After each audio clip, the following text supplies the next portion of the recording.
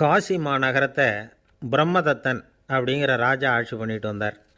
அவர் ஒவ்வொரு வருஷமும் ஒரு திருவிழா நடத்துறது வழக்கம். எல்லா தேசத்திலிருந்தும் எல்லா வகையான ஜனங்களும் அதில் வந்து கலந்துக்குவாங்க. ஒரு சமயம் அது மாதிரி விழா நடந்துக்கிட்டு இருந்தது.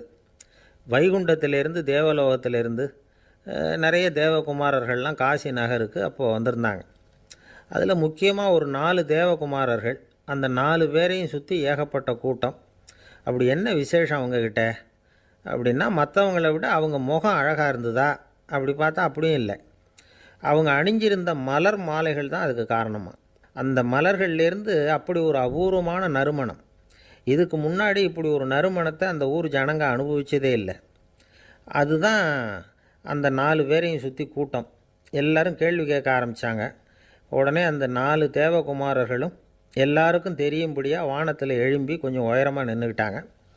கீழே நின்றுக்கிட்டு இருந்த அரசன்லேருந்து ஆண்டி வரைக்கும் ஒருத்தர் பாக்கி இல்லாமல் ஒரே குரலில் எல்லாரும் அவங்கள பார்த்து, எங்களுக்கும் இது மாதிரி மாலையை போட்டுக்கணும்னு ஆசையாக இருக்குது, அதுக்கு நீங்கள் தான் அருள் பண்ணணும் அப்படின்னு கேட்டுக்கிட்டாங்க. மாலை போட்டுக்கிறதுனா எல்லாருக்கும் ஆசையாக தானே இருக்கும். அந்த 4 தேவகுமாரர்களில் ஒருத்தர் புத்தர் பிரான். அவர் சொன்னார், பூலோகவாசிகளே, நான் சொல்கிறத கொஞ்சம் பொறுமையாக கேளுங்க.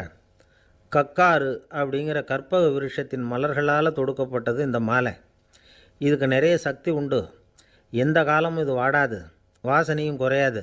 ஆனால் இதை அணிந்து கொள்கிறதுக்கு சில தகுதிகள் தேவை அப்படின்னார். என்ன தகுதி அது சொல்லுங்களேன் அப்படின்னு ஏக காலத்தில் எல்லாரும் சத்தம் போட்டாங்க. தீய இயல்புகள் உள்ளவங்க, இழிந்த சிந்தனை, இழிந்த செயல் உள்ளவங்க இந்த மாலையை அணிய முடியாது அப்படின்னார். அவ்வளோதான். கூட்டத்தில் சத்தம் போட்டவங்கள்லாம் மெதுவாக அப்படி அடங்க ஆரம்பிச்சிட்டாங்க.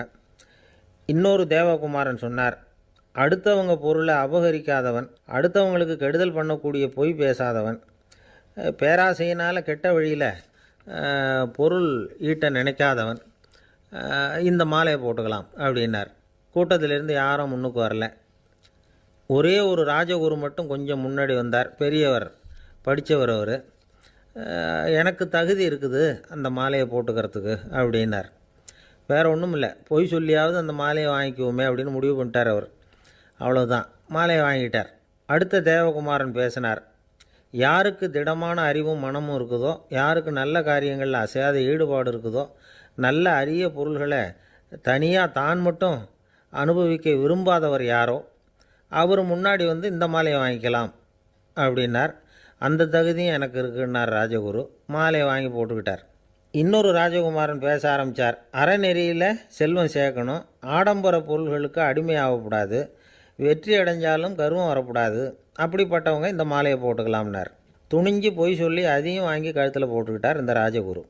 இன்னொரு ராஜகுமாரன் சொன்னார், சான்றோர்களை நிந்திக்காதவங்க, புறம் பேசாதவங்க இந்த மாலையை போட்டுக்கலாம்னார். அதையும் வாங்கி போட்டுக்கிட்டார். திருவிழா முடிஞ்சுது, எல்லோரும் திரும்பி போயிட்டாங்க. மறுநாள் ராஜகுரு 4 மாலைகளையும் போட்டுக்கிட்டு ராஜசபைக்கு வரார். வந்தவர் ரொம்ப அவஸ்தையோடு வர்றார். மாலையெல்லாம் வாடி போயிட்டுது, வாசனை எதுவும் கிடையாது. அது மட்டும் இல்லை, அவருக்கு கடுமையான தலைவலி வேறு வந்துட்டுது. துடிச்சு போயிட்டார். மாலையை கழட்டவும் முடியல. ஜனங்கள்லாம் அவரை பார்த்து சிரிக்க ஆரம்பிச்சிட்டாங்க. என்னத்துக்கு ஆசைப்படணும், ஏன் இப்படி கஷ்டப்படணும் அப்படின்னு. ராஜா பார்த்தார். மறுபடியும் விழாவுக்கு ஏற்பாடு பண்ணினார். தேவகுமாரர்கள்லாம் வந்தாங்க. ராஜகுரு வந்தார்.